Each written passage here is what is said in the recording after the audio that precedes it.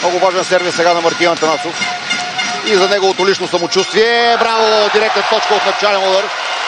Мисля, че започваме по най-добрия начин. Добър сервис, добър бокс. Французите да ни доминират. Браво на българския отбор.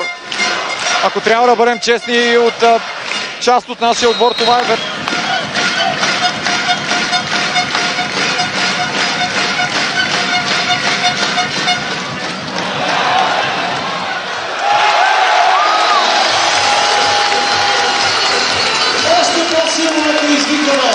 Силен пък, за да се получи отново обратния ефект. Страхотен сервис от Мартин Атанасов.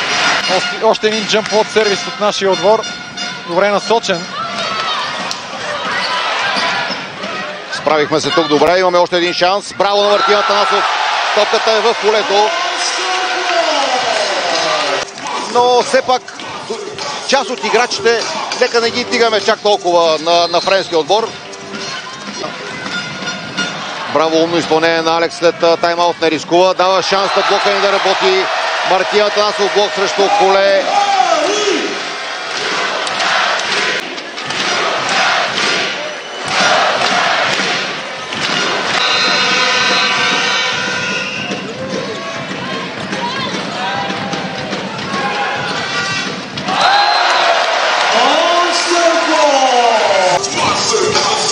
Изгуби се сякаш Алекс Грозданов в този втори гейм.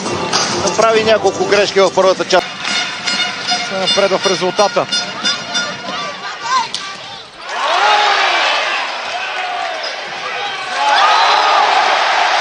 Да, българската защита е на друго ниво днес.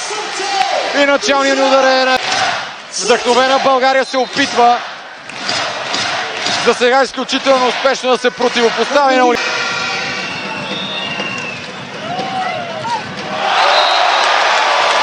чудесна игра първо в защита, това посрещане на Мартинаката.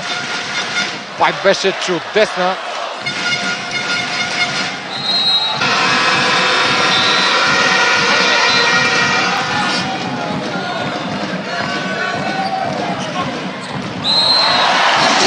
Хубава хитра топка, изиграна от Мартин Атанасов.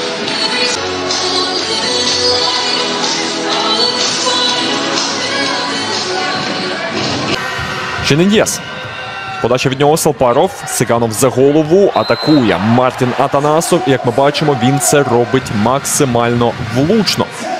7-6. Дивимося ще раз на те, як пробивав Мартін Атанасов.